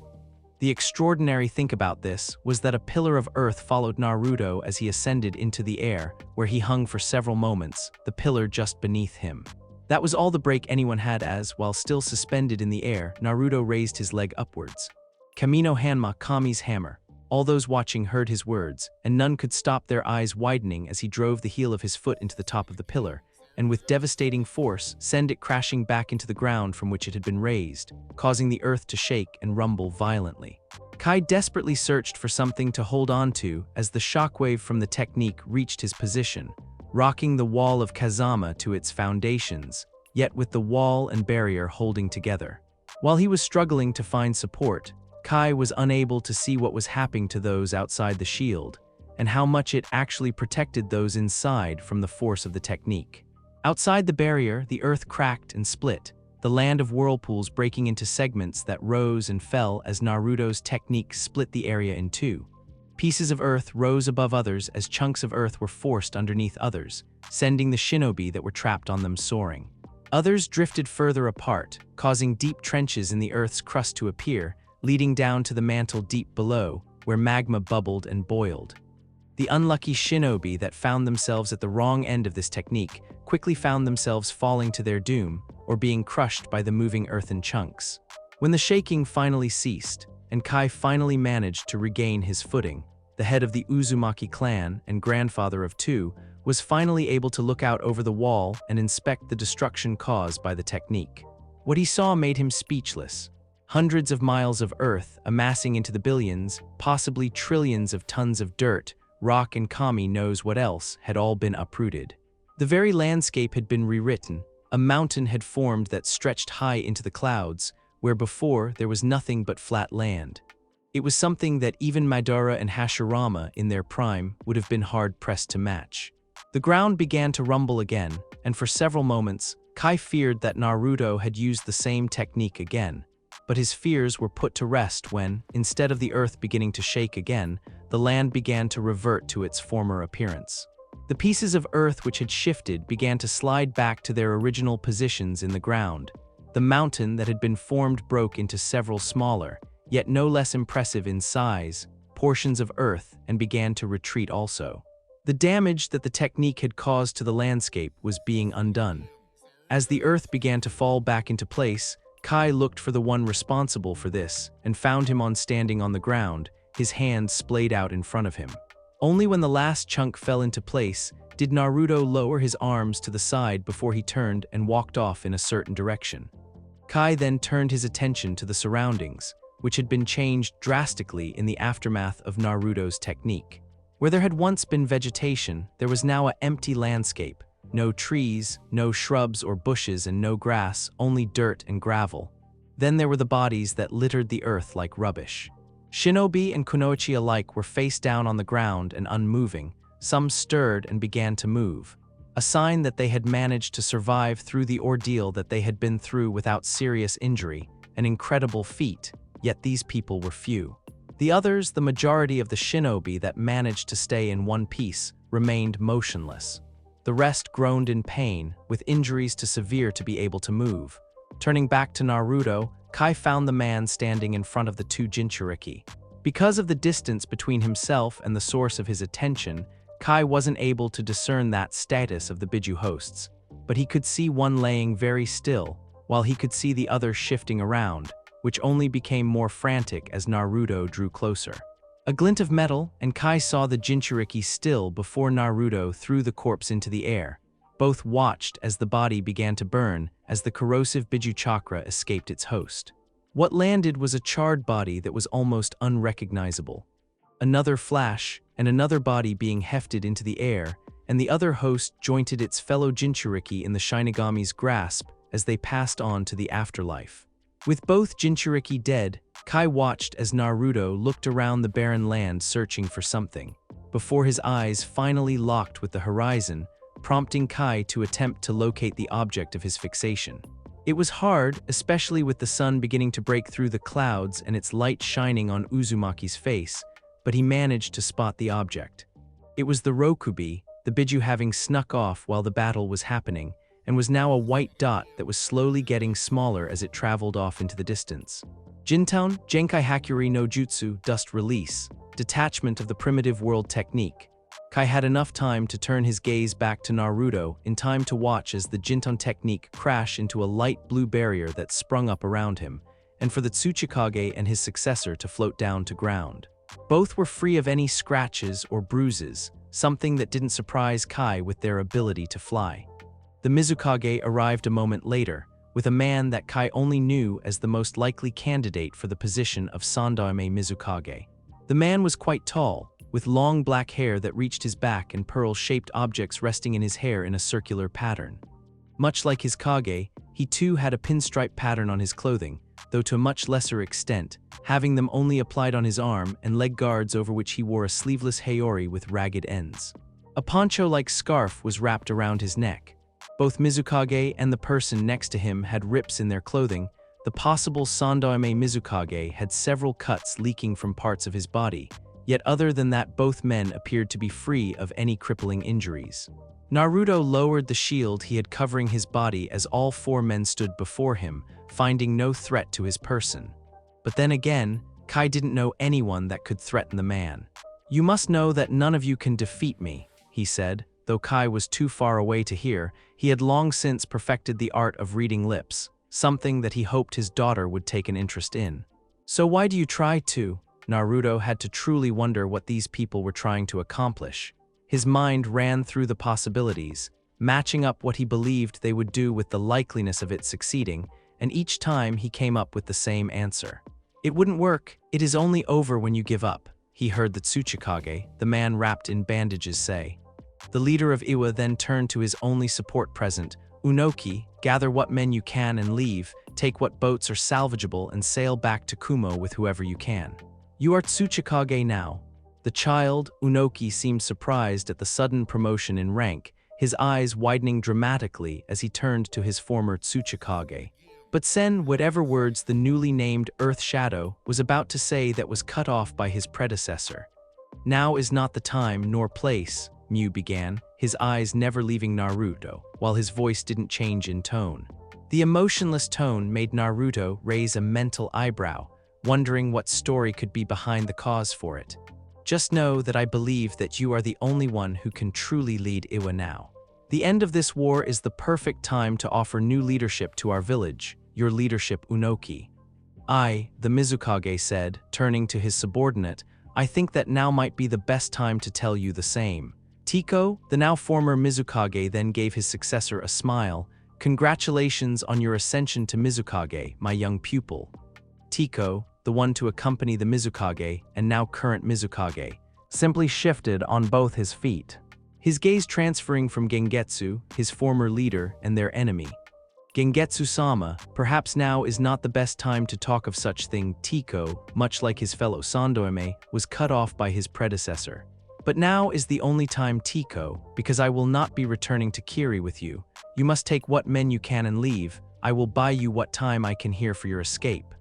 The smile on the face of Gengetsu fell away to reveal a serious look, and Tiko simply nodded in response. "Both of you," Mew ordered, "leave. Myself and the Mizukage will stall our foe for as long as we can, but you must each do as we have asked. Now I will not ask again." Unoki needed no other encouragement, and with a burst of chakra, he shot up in the air and quickly moved to gather what men he could.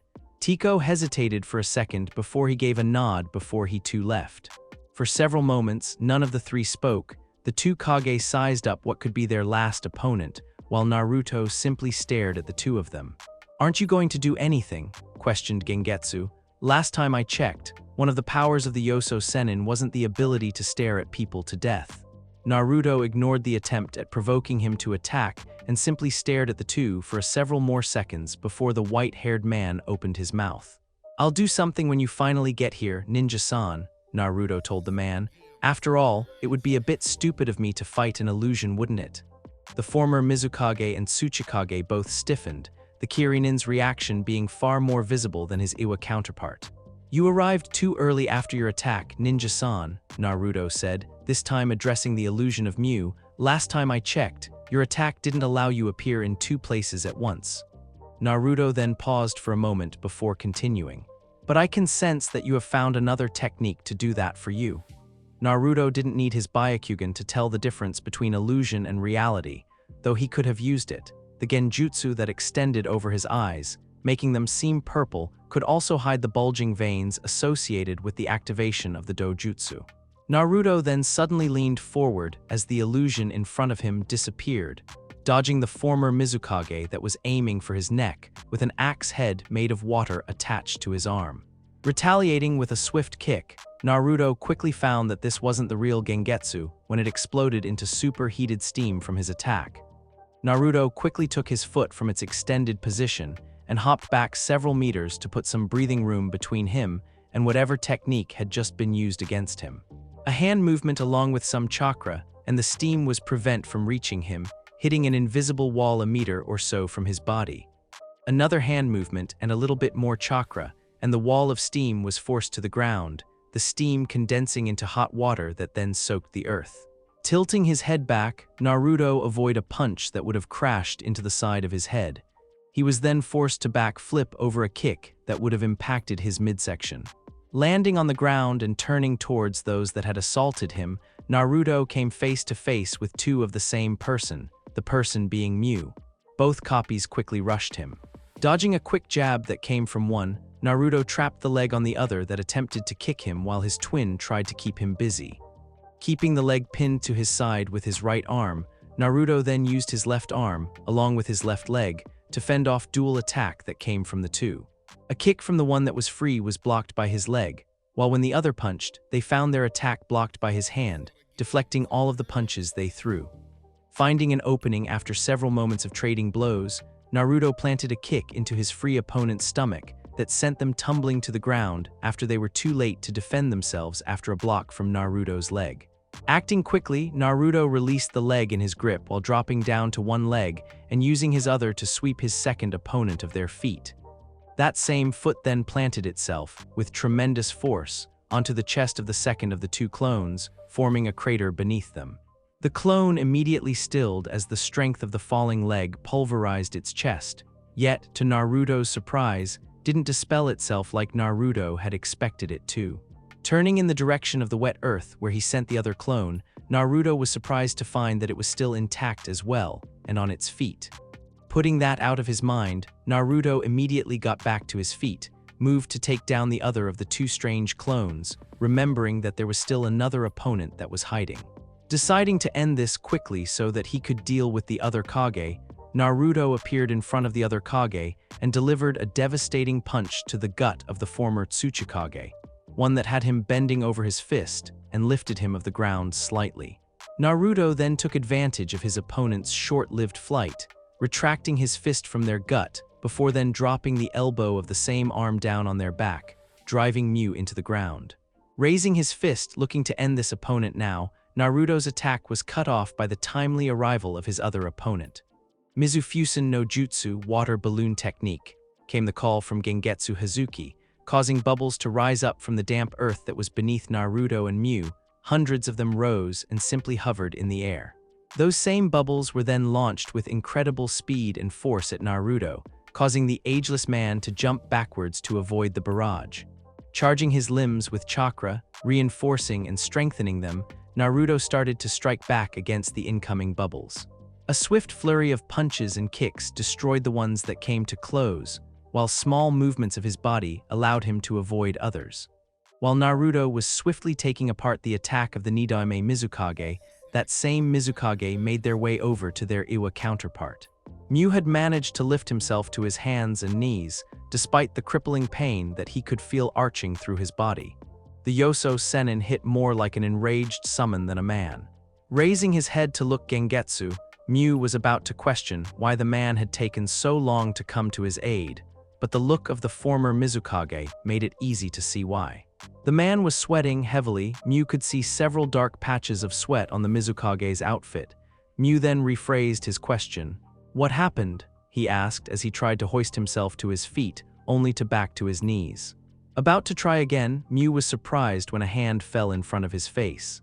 Looking up at Gengetsu, who had offered his arm, Mew put aside his supposed rival's strange behavior and simply took the hand, using it to hoist himself up to his feet.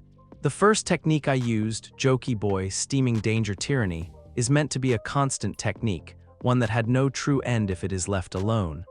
As you can guess from how I look, the technique takes almost all of my chakra to use.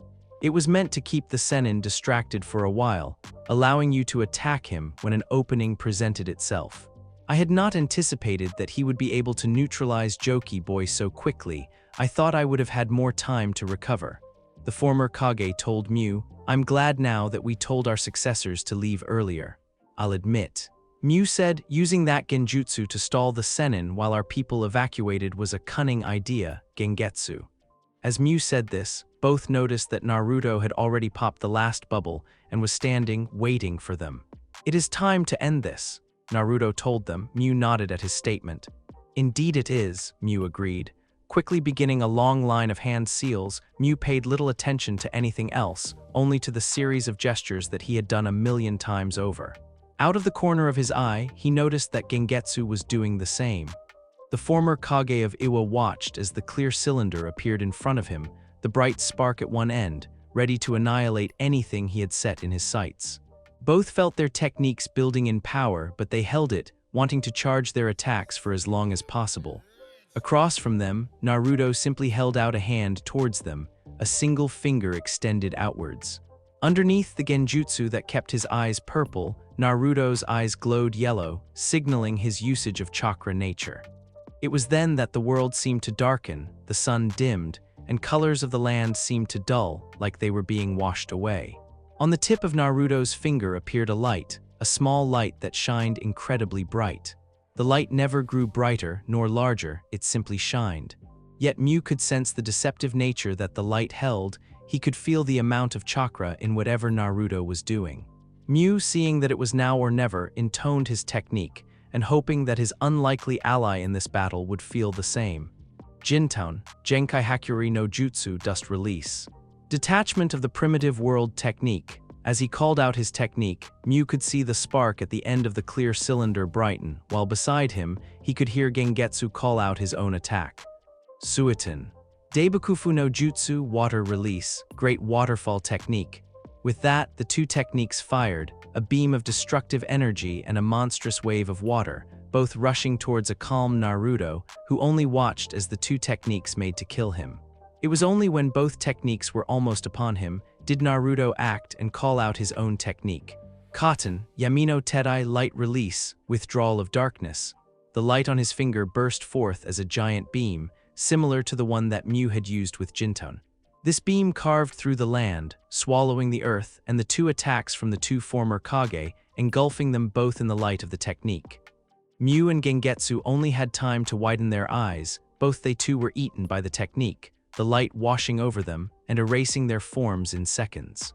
The water hissed and evaporated into steam instantly, while the Jinton technique was simply swallowed whole. The light then continued across the land before moving out to sea. Yet it didn't stop, it continued out moving towards the horizon, carving a trench in the water. Yet just as the light looked as if it was going to reach the horizon, it began to dissipate, its form breaking apart until it turned to nothing.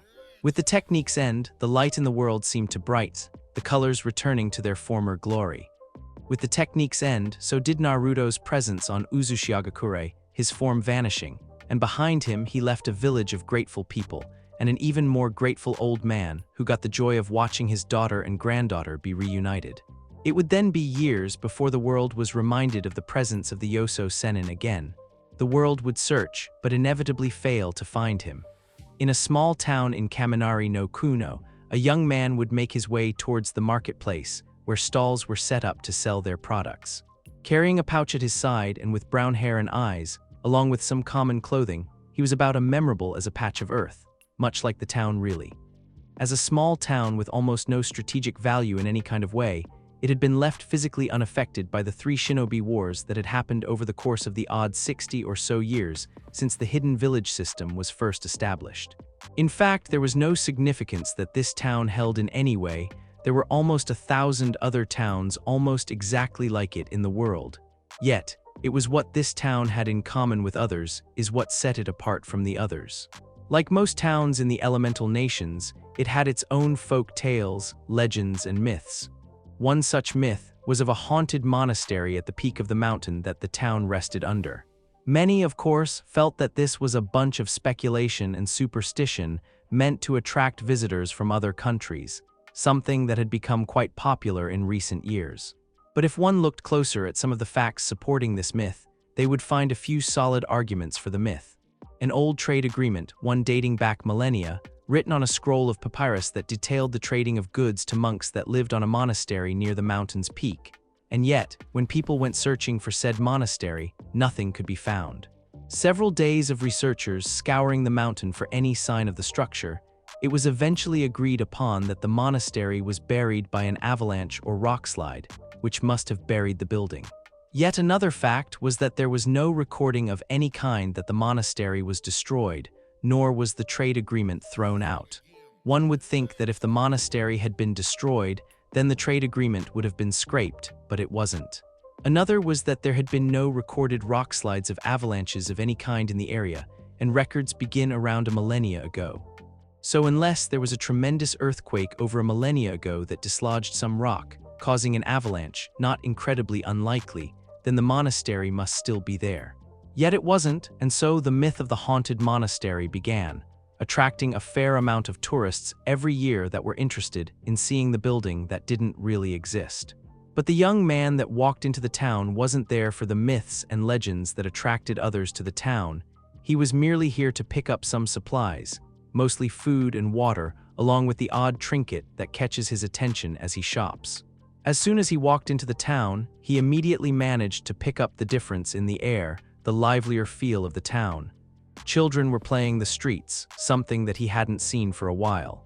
People were out and about, talking, partying, celebrating, like some kind of event was happening. Due to being so isolated, living a fair distance away from the town, he had no idea what the cause of celebration was, but kept his ears open so that he might be able to find out. Walking through the main street of the town, where all of the stalls were set up, the young man observed the happiness that seemed to permeate through the town. People were singing, talking, and simply having a good time. Music was heard wherever he went. He could hear the laughter of all those around him, both children and adults. Something that brought a small smile to the man's face, having seen how depressed the town had been the last time he came here.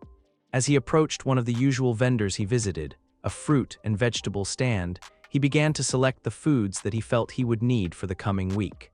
As the old woman behind the stand gave him a small smile before beginning to weigh all of the food, the man began to pay a closer attention to his surroundings, trying to listen in a conversation to try and find out why the town was celebrating. It took several seconds, but he finally managed to find a conversation between two men several stands over. "I can't believe that it's finally over," one of the men said joyously. "I can finally begin to work as normal without those damned ninja interfering with my schedule." "I know what you mean," the other man told his companion, though the young man guessed that the two were most likely friends. "Several ninja took almost half of my last crop and said that it was my payment to help the war effort," the man gave scoff. "If I didn't know that the daimyo would have just brushed me off with the war going on, I would have gone to him.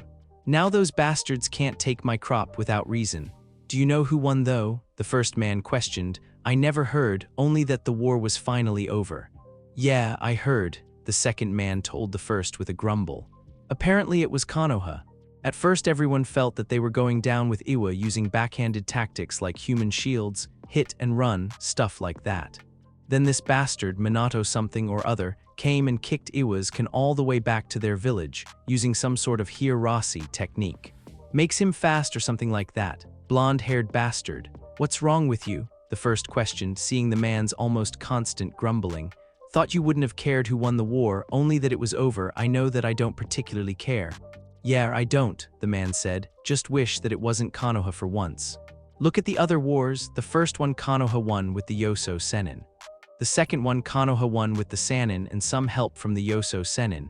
And now with the third war, they win again thanks to the Kairo Senko." The man said mockingly, "I just wish someone else could win so that Konoha could be knocked off its high horse.